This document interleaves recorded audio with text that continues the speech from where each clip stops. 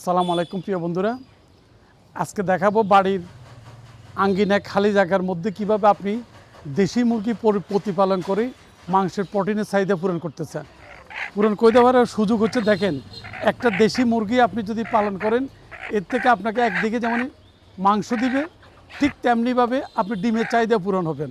আপনি দেখেন, আপনি যদি এইভাবে যদি আপনার বাড়িতে যদি প্রতিদিন এইভাবে 20-50টা দেশি মুরগি লালন পালন করতে পারেন, এতে করে দেখা যাবে কি আপনার মাংসের চাহিদার পাশাপাশি ডিমের চাহিদা পূরণ হচ্ছে।